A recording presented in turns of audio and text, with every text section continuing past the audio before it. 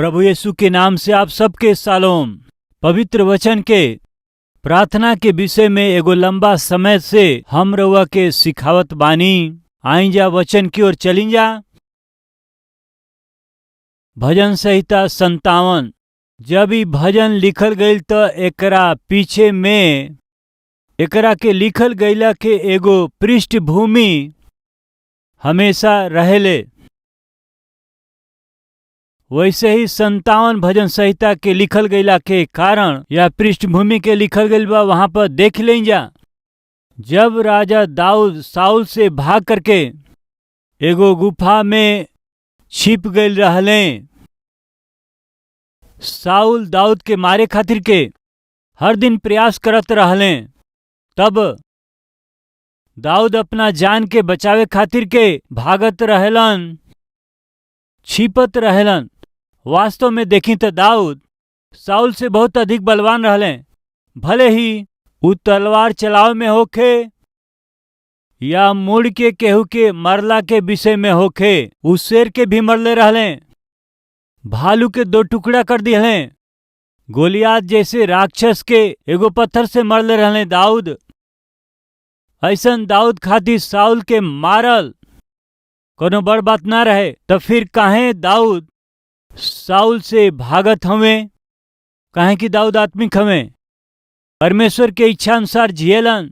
साउल दुष्ट आत्मा के जरिए चलावल जात हमें, फिर भी वो दाऊद साउल के विरोध में ना खड़ा होले। और ओकर एगो जौन कारण रहे, काहे कि परमेश्वर तो साउल के अभिषेक कैले रहले। परमेश्वर के जरिए अभिषिक्त साउल के विषय में हम खड़ा ना होखब। हमके सुने वाला मित्र लोग, परमेश्वर के अभिषिक्त सेवक लोगन के विषय में रउआ ना खड़ा होई, ना ही उनकरा विरोध में गलत बात ही कहीं, उनकरा विरोध में भला बुरा बात कभी न कहीं, मन में उनकरा प्रति द्वेष न ले आई। हो सकेला वो अच्छा सेवक ना होखे,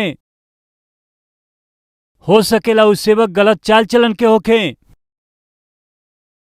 उनकर न्याय कैल रउरी हाथ में ना ह, परमेश्वर के हाथ में ह। जब हमनी के उनकर कमी पता चलेला तो खाली उनकरा खातिर प्रार्थना करी। गवाही के खराब करे वाला, प्रभु के नाम के बदनाम करे वाला, कलीसिया के खराब करे वाला सेवक से यदि रउआ कभी मिलेला तो खाली इतने करी, जब तक संभव हो सके रउआ प्रार्थना करी, वो मन फिरावे, वो पश्चाताप करके और दोबारा अच्छा सेवकाई शुरू कर दें। ऐसन प्रार्थना कैल आत्मिक आदत हवे। तो 57 भजन संहिता के पृष्ठभूमि के हमहन कहाँ देख सकेली जा? पहला सामुएल के किताब 22वां अध्याय में हमहन ये पृष्ठभूमि के देख सकिलन जा, जहाँ दाऊद अपना प्राण के बचावत हवे, छुप के भागत हवे। रउआ देख सकीला कि साउल दाऊद के पीछे पड़ गई रहले। दाऊद साउल खातिर का कैले रहले और साउल दाऊद के का बदला देते हैं। देखी यहाँ साउल दुष्ट आत्मा से भर गई हमें। वो दुष्ट आत्मा से साउल के मदद, साउल के सहायता के करत हुए बताई। दाऊद ही सहायता कैले। दाऊद एगो अच्छा संगीतकार रहले और सारंगी अच्छा बजावत रहले। जब कभी सारंगी बजावत रहले, साउल के दुष्ट आत्मा छोड़ के उनके चल जात रहे। कहे के मतलब ई कि दाऊद साउल खातिर हमेशा अच्छा ही कैले। दुष्ट आत्मा की वजह से परेशान होखल साउल के, दुष्ट आत्मा की वजह से विचित्र व्यवहार करे वाला वो साउल के दाऊद आके जब सारंगी आके बजावत रहले, दुष्ट आत्मा साउल के छोड़ के जात रहे, तो दाऊद साउल के मदद ही कैले। फलिस्ती गोलियात आकर के अचानक से ही इस्राएल पर हमला कर देत हमें और इस्राएल देश के कब्जा में लेवे के प्रयास करत हमें, चुनौती देत हमें। काहे दूगो देश के सेना के लड़े के बा, काहे सगरी सेना के आमने सामने आवे के बाटे। हम एगो चुनौती देत हई, फलिस्ती की ओर से हम अकेले आवत हई, इस्राएल की ओर से भी तो हम लोग एक के चुनला। यदि वो हमरा के मार दिए तो हमार देश राउर गुलाम हो जाई। यदि हम उनकरा के मार दे तो तोहन लोग के देश हमार गुलाम हो जाई। 40 दिन तक की चुनौती देत हमें। साउल होके या दाऊद के फिर भाई केहू भी वो चुनौती के ना ले पावल। गोलियात के सामना करे खातिर केहू सक्षम ना रहल। यदि कहल जाओ तो पूरा देश 40 दिन तक वो कांपत रहले। इसराइल के कईगो सैनिक कांपत रहले।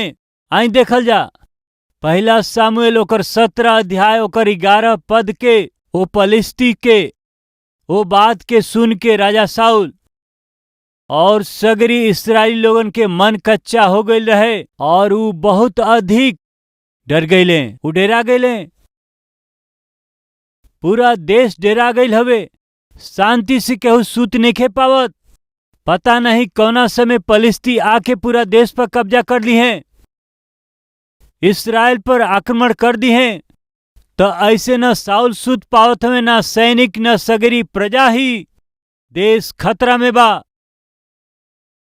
एगो ऐसन समय में अपना जान के जोखिम में डाल के जब केहू सामने ना आवत रहे, वो समय दाऊद वो चुनौती के कबूल कैले और अकेले जात हमें गोलियात के सामना करे। अगर वही दिन दाऊद गोलियात के हरा ना पौतन तो का होई जानत हई? गोलियत दाऊद के मार देतन। यदि वही दिन दाऊद गोलियात के ना मरतन तो गोलियात दाऊद के जरूर ही मार देतन। तो का रउआ यहाँ ये बात के समझत हई?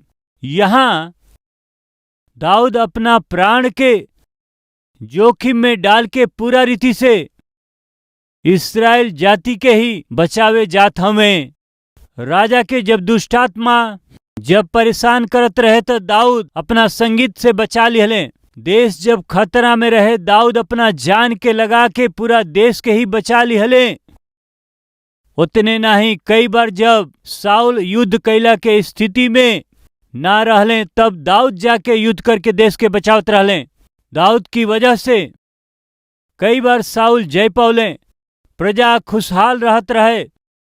दाऊद की वजह से साउल के कबो कुछ नुकसान ना सहे के पड़ल, नहीं देश के कोनो नुकसान भइल। तब इतना सब अच्छाई करे वाला दाऊद के साउल वहां काहे मारल चाहत हमें बताई? ईर्ष्या, एक ही एक कारण, ईर्ष्या। अरे यदि दाऊद अपना प्राण के जोखिम में ना डलते और गोलियात के ना मरते तो आज देश ही ना रही। हमरा के, हमारी प्रजा के, हमारा देश के दाऊद अब बचा ले हमें। तब सगरी प्रजा मिल के जब ये बात खाती दाऊद के तारीफ करत रहे, साउल भी आनंदित रह सकत रहले। गलत का बा? अपना जान के जोखिम में डाल के गोलियात के मार के देश के बचौले तो प्रजा उनकर प्रशंसा करत हत। एमा का गलती बा? उ ए तारीफ के योग्य हमें ना? का इतना सोचला के शक्ति साउल में ना रहे?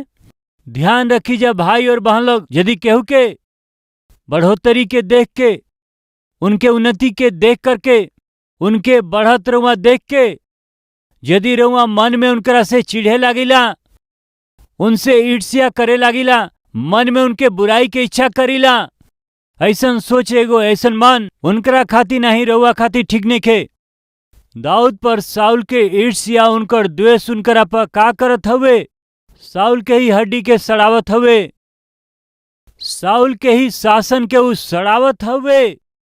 अंत में उ सोचत हमें कि अच्छाई करे वाला के साथ बुराई के करे के बाटे और एकरा खाती अपना शासन के पीछे छोड़ देत हमें, राजतंत्र के उ पीछे छोड़ देत हमें। एक ही काम खाती आगे जाते हुए का काम बा? दाऊद के मारे के बा। ईर्ष्या जिम्मेदारी के भुला देबेले। द्वेष रौरी स्थान में हवे, का करत हई इस सब कुछ के भुला देबेले, रउआ के गिरा देबेले, रउआ के बेकार कर देबेले। दाऊद के डर के छिपला के कोनो जरूरत ना रहल। एक बार मुंह फिरावल काफी रहे। साउल के अता पता ना चलित। बाकी दाऊद अपना शरीर के लालसा के आगे ना झुकत हमें, अपना मन के सुनत हमें, आत्मिकता के जगह दिहले।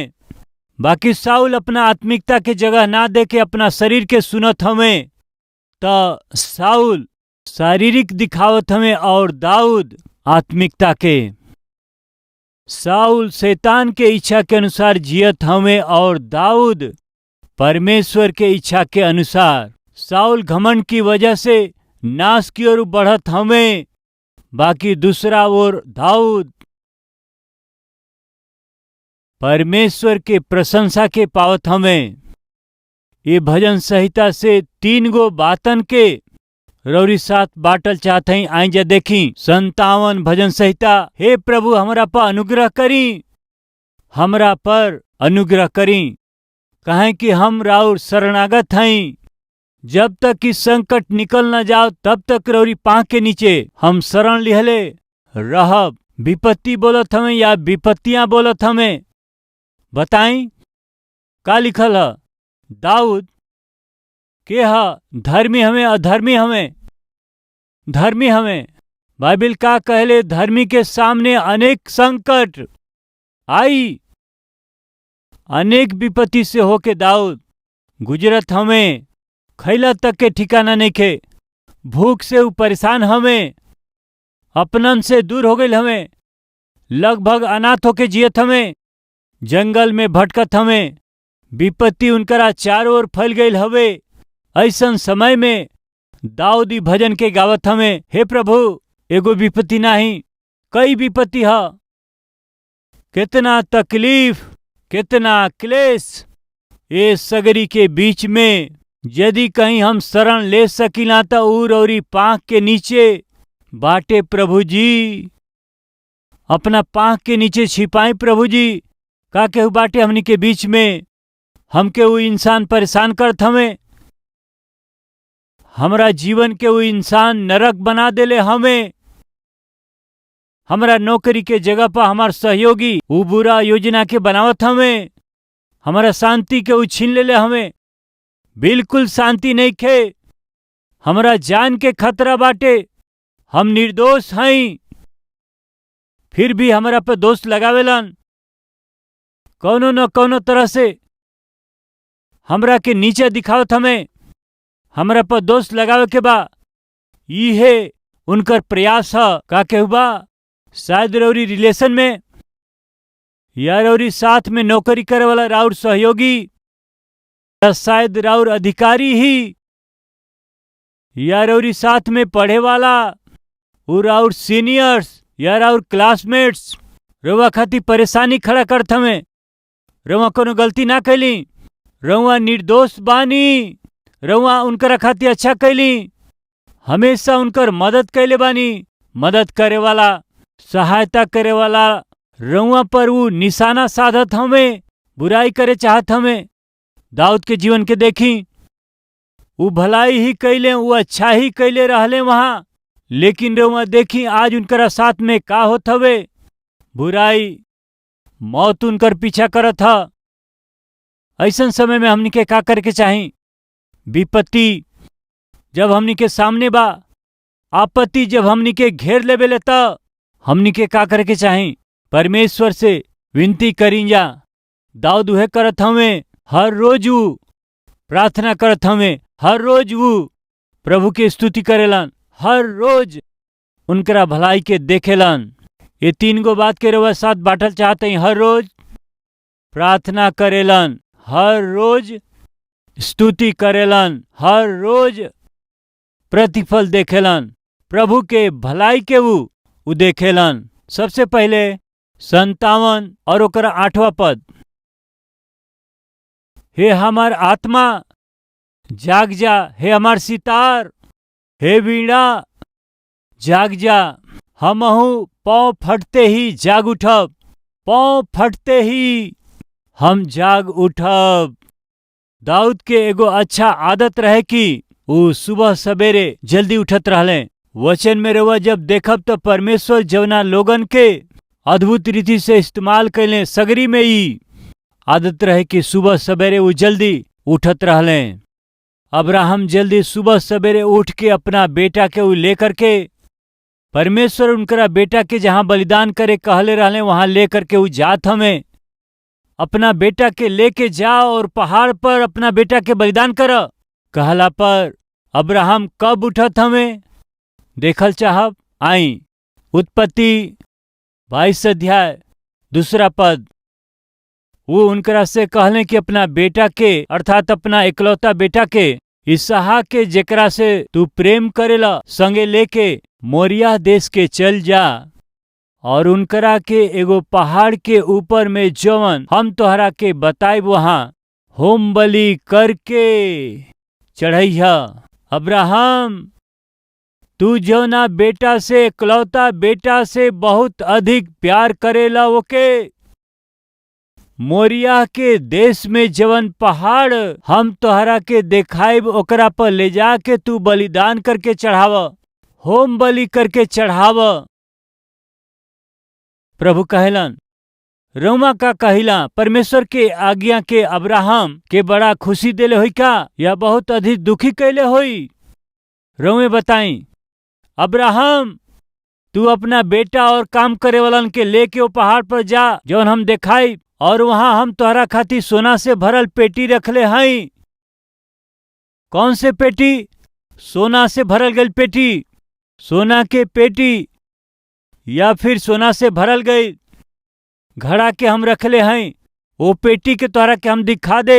यदि ऐसन कहते तो दूसर बात होखी तो हम लोग पर्वत पर जा वहां हम उतर आई तो हम लोग के दर्शन दे तो हम लोग के बहुत हम आशीष दे। ऐसन कहल अलग बात होई। स्वयं पिता परमेश्वर उतर के अहे हमरा के आशीष दी हैं। इस सुनला पर का अब्राहम के नींद आयत का? सवेरे का इंतजार ना करते रात के निकल जाते वो हम लोग कैसे नहीं करती जा। अब्राहम अपना बेटा के लेके निकला और जौन पहाड़ हम दिखाई अपना बेटा के ले जाके होम बलि करके हमरा के चढ़ा द। कौन बाप ही सहन कर सकेलन? अपना बेटा के अपना ही हाथ से तू मार दी है। अपना बेटा के होम बलि करके हमके चढ़ावा कौना बाप से ही संभव हो पाई? जौना संतान खातिर 25 साल उनके इंतजार करे के रहल। लंबा इंतजार के बाद पैदा भइल बेटा के प्रभु कहत हमें कि हमके होम बलि करके चढ़ावा कौना बाप से ही संभव बा? ध्यान से सुनी जा। वचन का कहला अब्राहम कब उठले? सवेरे तड़के उठले। उठ गईले। का करे खातिर उठले? अपना बेटा के होम बलि चढ़ावे खातिर के सुबह सवेरे ऊ उठ जाले। कैसे संभव बा? अब्राहम ही कैसे कर पौले? अब्राहम परमेश्वर से उतना अधिक प्रेम करत रहले। संतान देवे वाला प्रभु संतान के हमरा के फिर से देई कहे वाला प्रभु, उपहार देवे वाला प्रभु हई। वो उपहार के दोबारा मांगे वाला भी परमेश्वर ही हमें दे दे। ई कोनो साधारण आत्मिकता ना हवे। एगो कहानी बताओ चाहते हैं। एगो सेवक रहले, उनकर एगो बेटी रहली। माँ बाप बहुत प्रेम से वो बच्चा के पलले। एक दिन सेवकाई खातिर वो दूसरा शहर में गईले। अचानक बेटी के तबीयत खराब भइल। माँ बेटी के हॉस्पिटल ले गईली और सब कुछ उनकरा खातिर कैली। जितना इलाज करे के रहे कैली, बाकी बेटी बच ना पौली, मर गईली। ई बात जब बाप के पता चली सही ना पइहे, काहे कि एक ही बेटी रहली। बड़ा प्यार से वो बेटी के वो पालन कैले रहले। कैसे हम अपना पति से बेटी के गुजर गईला के समाचार दें? का कह के उनकरा के तसल्ली दे पाई? सोच सोच के बहुत परेशान होते रहली। कल ही तो बेटी के छोड़ के सेवकाई खातिर दूसरा शहर के गईले। अचानक बेटी ऐसे गुजर गईली। कैसे हम बताएं? पत्नी सोचली कहानी जरिए पति के समझाई। 2 दिन के बाद पति सेवकाई से घरे वापस आवेलन। पति के हाल के पूछेली। फिर एगो कहानी के बतावे शुरू कर दिहली। कहली हमार पड़ोसीन सोना से भरल एगो पेटी के रखे खातिर दिहली। हम कई साल तक ओकरा के बड़ा प्यार से ध्यान से सुरक्षित रखली। अब भइल अइसन कि हमरा दिल में ओकरा खातिर देखत देखत कहीं न कहीं प्रेम आ गई। पड़ोसी अपना चीज के वापस मांगत हई, बाकी हम दिहल नहीं चाहत। हम वो सोना से भरल पेटी से बहुत अधिक प्यार करत हई। हम का करी हमके समझ में नहीं आवत। हमके लागता हम ही इनके रख लें। कुछ ना कुछ करके हम वो आभूषण के पेटी के अपना पास रख लें। ऐसन तीव्र इच्छा हमारा मन में बाटे। रउआ के का कहे के बा? अपना पति से उ पूछत है। पति पूछत हमें कि का उ सोना के पेटी उहे देले रहली? हाँ, उहे देले रहली। यदि पड़ोसी त कुछ समय सोना के पेटी सुरक्षित रखे खातिर दिहली त जब उ चाहिए ओके वापस लिहला के उनके पूरा अधिकार हवे। हमन ओके ना रख सकीला ना जी। कितना दिन तक उ पेटी हमारा पास में रहे, हम ओके देख देख के ओके चाहे लगली। अब आके वापस मांगत है, हमके दिहला के इच्छा ना हवे। सेवक कहत हमें ई गलत बा, हमनी को वापस करे के। तू ओकरा के केतनो प्रेम कर, केतनो ओकरा के चाह, और ओकर मालिक जब चाहे तोहरा से वापस मांग सकेलन। तो का हमरा के वापस दे देवे के चाही? बिल्कुल दे द। बिल्कुल दुख ना करे के चाही, बिल्कुल ही ना करे के चाही। तो फिर का दे दें? हाँ, अब ही दे द। बड़ा मुश्किल से माँ अपना आंसू के रोक के बेडरूम के दरवाजा खोल दिहली। बेडरूम में बेटी का शव फ्रीजर में पड़ल रहल। माँ पति के देखे कहत है, प्रभु हमनी के एगो सोना के पेटी देले रहले, प्रभु ओकर मालिक हमें, अब प्रभु वापस मंगले हमें। का आंसू बहाई जा? का दुखी होखी जा? दिहल गईल सोना के पेटी के वापस काहे मांगत हई? का ऐसे हमनी का सवाल करी? दोनों मिलके फ्रीजर के पास ही घुटना टेकले। एगो बेहतरीन उपहार रुआ दिहली। उनकरा साथे कुछ दिन बितावे के अवसर भी दिहली। बच्चन के प्रेम के अनुभव करे के अवसर हमनी के रुआ दिहली। वो सोना के वापस लेहला के रुआ इच्छा कैली। हमहन पूरा मन से एके वापस देत हई। रुआ एके फिर काहे लिहली? ऐसन प्रश्न कैला के दुखी भइला के हक बिल्कुल हमनी के नइखे प्रभु जी। दोनों प्रार्थना कैले, ई का देखाव त बताई जा। एगो अर्थपूर्ण आत्मिक जीवन के गहराई के ई नमूना बतावत हवे। ऐसन गहराई भरल आत्मिक जीवन अब्राहम बितावत रहले। यही से अपना पुत्र के होम बलि करके चढ़ाव कहला से सवेरे तड़के उठ जात हमें, बेटा के लेके निकल जात हमें, पहाड़ पे जात हमें, बेदी बनावत हमें, बेटा के हाथ पैर बांध देत हमें, बेदी पर लिटावत हमें, चाकू भी उठावत हमें। कैसन आज्ञाकारिता, कैसन विश्वास। चाकू उठा लेत हमें, अपना बेटा के आखिरी बार देखत हमें, और जैसे ही चाकू चलावे के कोशिश कैले, अब्राहम, हे अब्राहम, अपना एकलौता बेटा के भी तू हमके दिहला से, तू हमरा के अर्पित कैला से देरी ना कैला। ये हमरा प्रति तोहरा आज्ञाकारिता और समर्पण के दिखावत हवे। अपना एकलौता बेटा पर तू चाकू मत चलैह। आशीष के पावे खातिर, अभिषेक के पावे खातिर, बल्कि बलि चढ़ावे उजात हवे। और बलि के चढ़ावे के हवे? अपना एकलौता स्वयं के बेटा के। कैसे हो पावल ई सब? हाँ, अब्राहम खातिर कैसे संभव हो गई? अब्राहम तो परमेश्वर से इतना अधिक प्रेम कैले। आई जा हम मिल के प्रार्थना करी।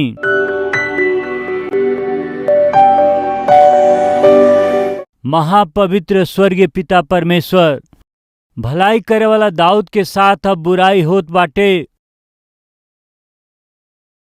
सहायता करे वाला दाऊद के अब चुनौती दिहल जात हवे, फिर भी वो हार नइखन मानत। कठिन परिस्थिति के बावजूद दाऊद हिम्मत नइखन हारत। रौरी ओर दौड़त जात हमें। वो अपना डर के भय के रौरी सामने वो बतावत हमें। रउआ उनके धैर्य दिहली, हिम्मत से आगे बढ़े के रउआ उनके शक्ति दिहली। कितना महान परमेश्वर हैं रउआ। यही से दिल के गहराई से रउर आराधना करेलन। अपना दिन के शुरुआत प्रभु रउआ से करेलन। प्रभु हमनों के सिखा दें अब्राहम के समान रउआ के सब कुछ दिहला के अनुग्रह हमनी के देई पिता, ऐसन बनाई पिता। प्रभु जौन वचन बोवल गईल बा हर एक के हृदय में पनपे पावे। बोवल गईल ए वचन के अनुसार ही जियला के अनुग्रह हमहन में से हर एक के देई। प्रार्थना अपना उद्धार करता यीशु के नाम से मांगत हई, सुनी कबूल करी पिता, आमीन।